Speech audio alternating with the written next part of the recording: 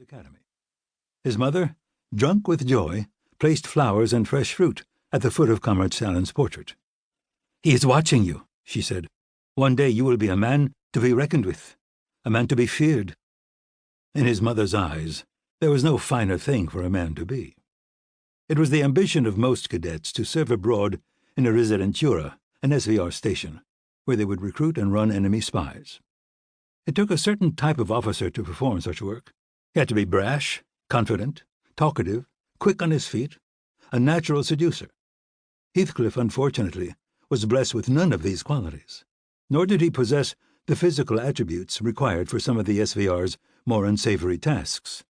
What he had was a facility for languages. He spoke fluent German and Dutch as well as English, and a memory that even by the SVR's high standards was deemed to be exceptional. He was given a choice, a rarity in the hierarchical world of the SVR. He could work at Moscow Center as a translator, or serve in the field as a courier. He chose the latter, thus sealing his fate. It was not glamorous work, but vital. With his 4 languages and a briefcase full of false passports, he roamed the world in service of the motherland, a clandestine delivery boy, a secret postman.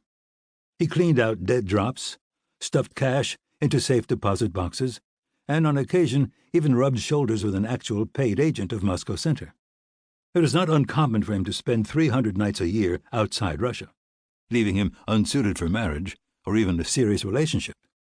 The SVR provided him with female comfort when he was in Moscow, beautiful young girls who under normal circumstances would never look at him twice, but when traveling he was prone to bouts of intense loneliness.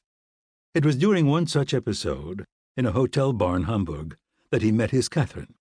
She was drinking white wine at a table in the corner, an attractive woman in her mid-30s, light brown hair, sun-tanned arms and legs. Heathcliff was under orders to avoid such women while traveling.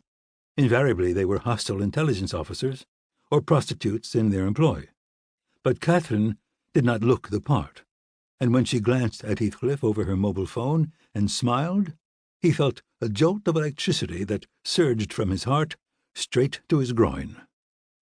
"Care to join me?" she asked. "I do hate to drink alone." Her name was not Catherine. It was Astrid. At least that was the name she had whispered into his ear while running a fingernail lightly along the inside of his thigh. She was Dutch, which meant Heathcliff, who was posing as a Russian businessman, was able to address her in her native language. After several drinks together, she invited herself to Heathcliff's room, where he felt safe. He woke the next morning with a profound hangover, which was unusual for him, and with no memory of engaging in the act of love. By then Astrid was showered and wrapped in a toweling robe. In the light of day her remarkable beauty was plain to see. "Free tonight?" she asked. "I shouldn't." "Why not?" He had no answer. "You'll take me on a proper date, though? A nice dinner? Maybe a disco afterward? And then?" She opened her robe, revealing a pair of beautifully formed breasts. Try as he might, Heathcliff could not recall caressing them. They traded phone numbers, another forbidden act, and parted company. Heathcliff had 2 errands to run in Hamburg that day that required several hours of dry cleaning to make certain he was not under surveillance. As he was completing his second task, the routine emptying of a dead letter box, he received a text message with the name of a trendy restaurant near the port. He arrived at the appointed hour to find a radiant Astrid already seated at their table, behind an open bottle of hideously expensive Montrachet. Heathcliff frowned. He would have to pay for the wine out of his own pocket. Moscow Center monitored his expenses carefully and berated him when he exceeded his allowance. Astrid seemed to sense his unease. "Don't worry, it's my treat." "I thought I was supposed to take you out on a proper date." "Did I really say that?" It was at that instant Heathcliff understood he had made a terrible mistake. His instincts told him to turn and run, but he knew it was no use. His bed was made. And so he stayed at the restaurant and dined with the woman who had betrayed him. Their conversation was stilted and strained, the stuff of a bad television drama, and when the check came, it was Astrid who paid.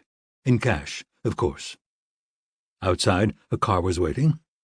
Heathcliff raised no objections when Astrid quietly instructed him to climb into the back seat.